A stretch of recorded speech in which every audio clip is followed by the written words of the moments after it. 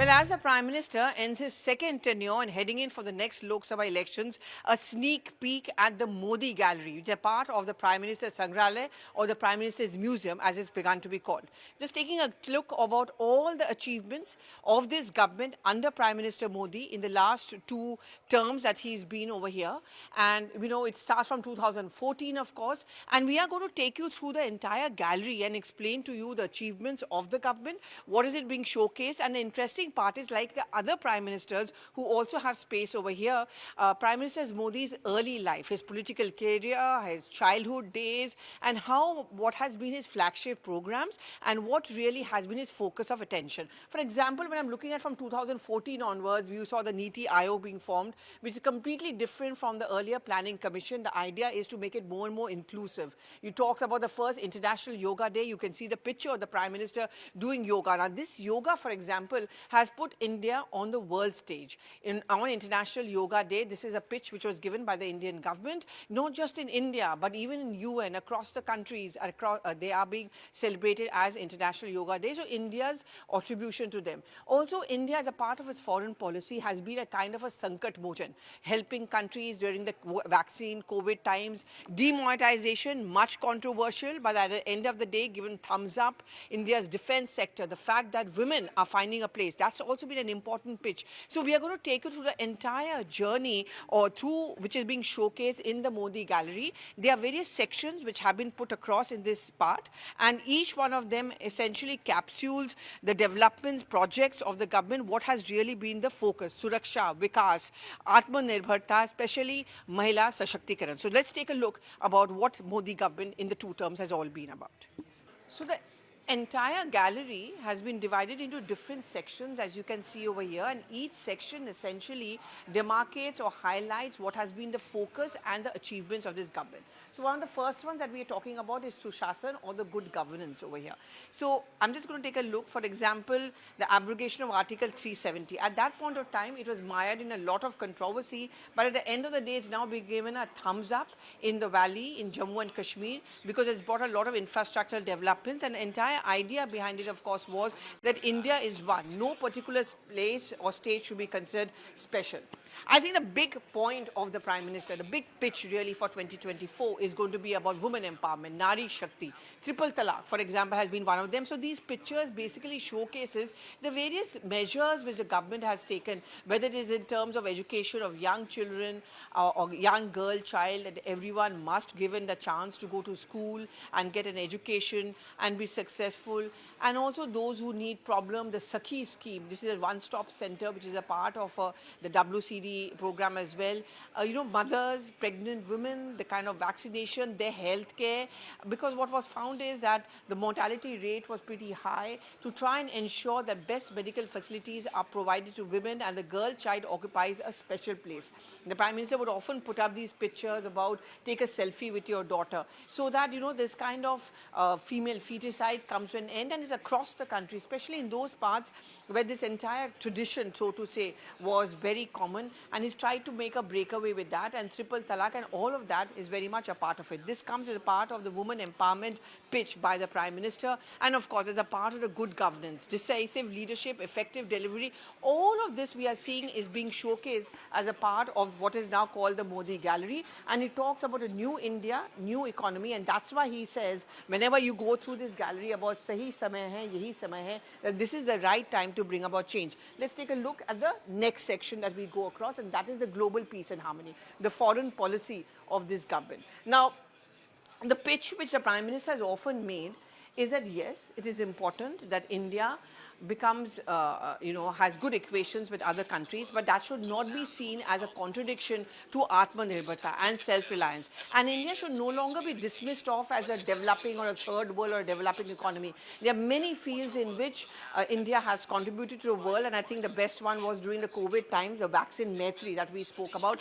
And look at these flags and these pictures of the Prime Minister, even countries where, no one has ever gone before, he has tried to make an inroad into those countries. So Mozambique, Mexico, Uzbekistan, a lot of focus on Africa as well as a part of his policy, even with China and Canada. But India has stood up to them. Mind you, India has stood up to them whenever it is seen as conflicting with Indian interests, whether it's been in Canada, whether it's been in China, Pakistan, and so on. I'm just going to click on one such, for example, when the Prime Minister went to South Africa, that finds a special focus, and there talks about how the Prime Minister attended a BRICS summit in 2018, July 2018. Uzbekistan, another area which the Prime Minister has definitely focused on. Very good personal equations with our neighbors, for example, with Nepal over here. With America, of course, we know that Joe Biden shares a very good equation, but each time the Prime Minister travels abroad, he takes a slice of India's culture with him to make the point that India has left and will leave its mark in the world. So this is what we've done. Now let's move on to the other big ticket. The next part of the gallery is science and technology. A lot of stress on the scientific temper and how Chandrayaan, I think, has been one of the biggest points which has been the focus.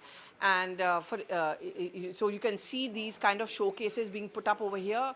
And, you know, basically you just have to click into it. This is going to get operational and you can yourself be a part of this entire game. There's, of course, a lot of stress on digital India, so that it connects even the last village in the country, developing a scientific temper.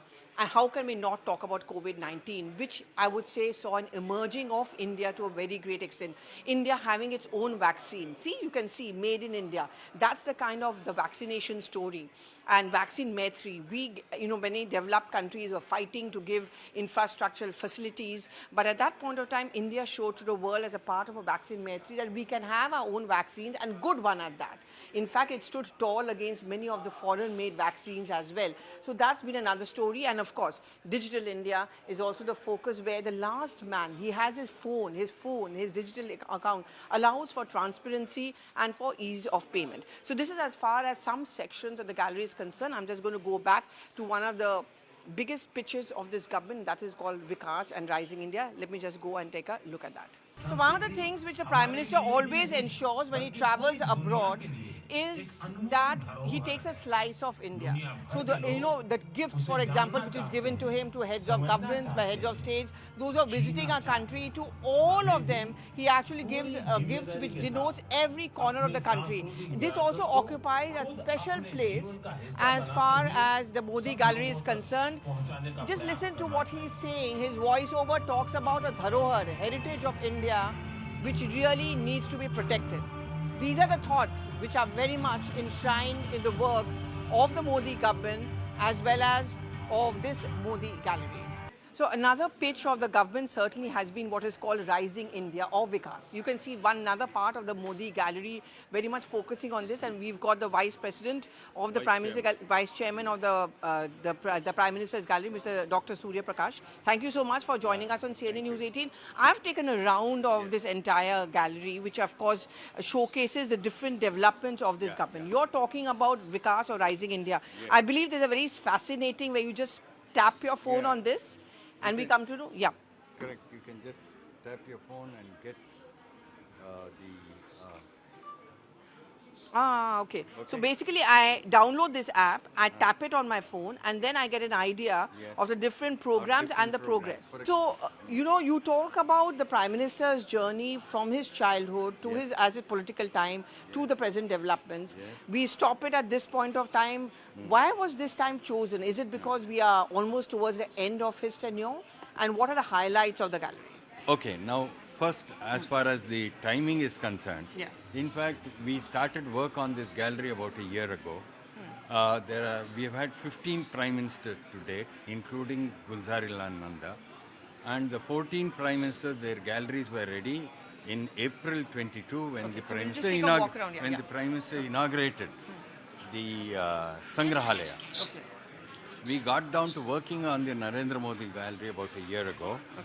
And it is I'm sorry to interrupt you here, just to make the point that this is about environment, something which has also been very dear to the Prime Minister. Protecting environment, fighting about climate change at the international platform also. And the work done in the area of renewable energy.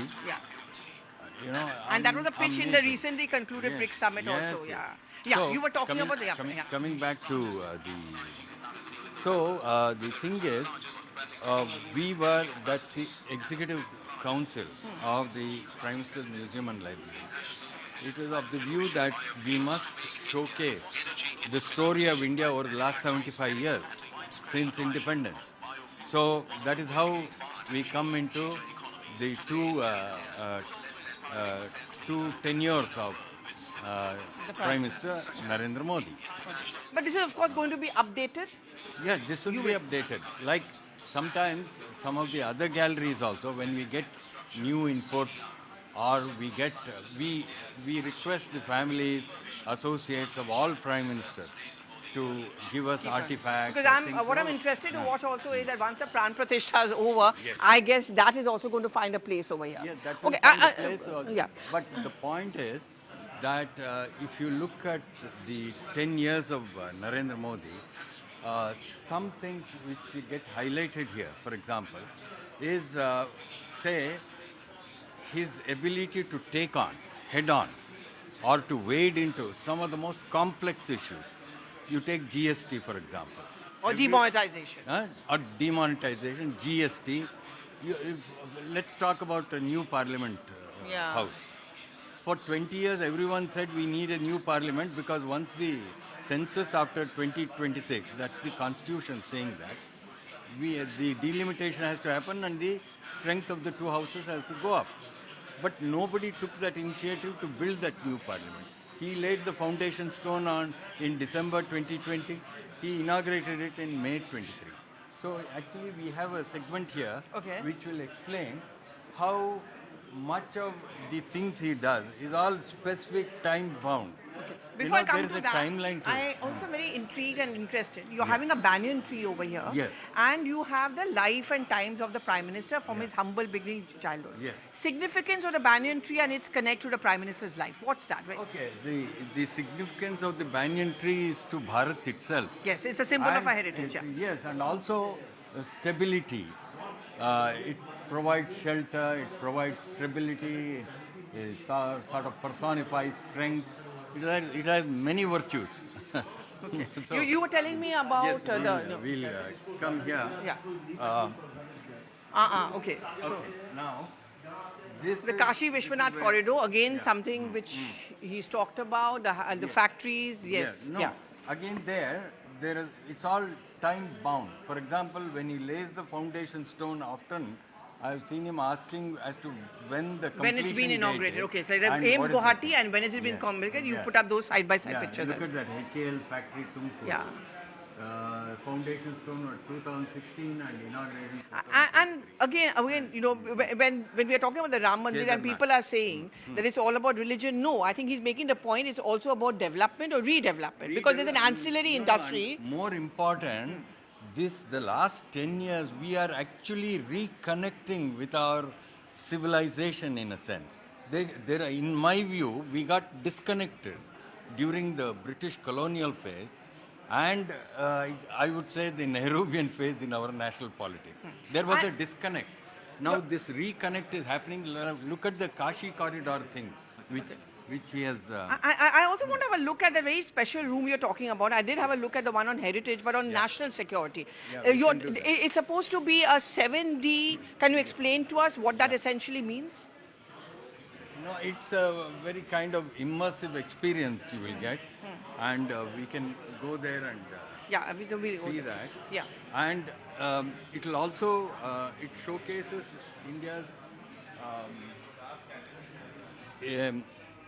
India's development in the defense sector. You know, Dr. Surya Prakash, before I reach that including- spot, there's a lot of criticism. I remember when the PM Museum first came out, and now when the Modi Gallery is going to be inaugurated, they are going to say, and they are saying, that this is all about Modi. It is Modi-centric. Is that a fair criticism to make? No, it will be very unfair to say that because the Pradhan Mantri Sangrahalaya, actually, if you look at the Sangrahalaya, you go around the various galleries. The Nehru galleries are 3-4 times bigger than any gallery of any prime minister. You know, and then we have a very big gallery for Indira Gandhi, Lal Bahadur Shastri. And even Gulzari Lal Nanda, no matter how short his time. Yeah, but the real big ones. For example, Lal Bahadur Shastri, his tenure was 19 months. But if you look at his gallery, there are so many things that happened at this time. Green Revolution, White Revolution, the 1965 war, where he led the country in a very determined manner. And then, of course, the Tashkent Agreement and the tragic demise of Lal Bahadur Shastri in Tashkent. I mean, the whole story of Lal Bahadur and his indigent circumstances in which he But began life. political critics would say the timing of the inauguration or opening to the public of Modi Gallery is timed with Lok Sabha elections, and therefore you got elected. Fair? We have nothing to do with elections. The Tenure ends. I will reiterate this. The Executive Council of the Prime Minister's Museum and Library decides the content and curation of the entire museum, including the Narendra Modi Gallery. And we wanted this to be ready by October last year. It just that there was a time gap, and so it's happening now. Okay, so we are going to try and we are going to end this journey with national security. I know it's still a work in progress, but let me just, Dr. Secretary, let me just try and get you in. I know the work is still going on. While we are just having a look at it, you were talking about a 7D experience. What is that? No, in terms of the shoot itself, I will ask our design person to come and Just have a explain look to at you. it. Yeah. So The design itself, the shoot itself, is designed for an experience of this sort. So modern, But- tradition, yeah. that's exactly what the pitch has Now- also been about. Yeah, All our galleries are very interactive. So you find a lot of children coming to Pradhan Mantri Sangrahalaya because it is very interactive, it is informative. In fact, I think I want to show you the foreign affairs. I did have a look at the foreign one, yeah. Yeah. That also is very interesting. No, he has traveled to 64 countries. He has traveled abroad 124 times. Major initiatives and as regards, foreign policy and so on. Okay. So I think it's Yeah, so this is the one where we, yeah. yeah, so the foreign policy. Here So Atmanirbhar, good relations, Yes. but also Maitri. Also? Maitri. Yeah. Yeah. Big time. I mean, and can you imagine the number of awards that he has received from other nations? The equivalent of our Bharat Ratna, the equivalent of our, Padma awards, which has been conferred on him by other nations. It's amazing his connect with global leaders. And our attempt is to just showcase that. And the most important thing, if you go around Pradhan Mantri Sangrahalaya, and the Sangrahalaya was in a way incomplete without the Modi Gallery, because then you didn't have the development over the last 10 years. For example, the LPG connections to 100 million households. I mean, can you imagine something like that? And so many other initiatives like that. For example, the drinking water Yeah, and I can connection. see those pictures up by the Prime Minister, of course. Every part, and this is a new Parliament building, Yeah. and which you were also talking about. Thank you Yeah. very much, Dr. Yeah, Zibai, thank for you. putting us through these nuggets of the Thank you, Modi thank Gallery. you. Thank you very much for speaking to us.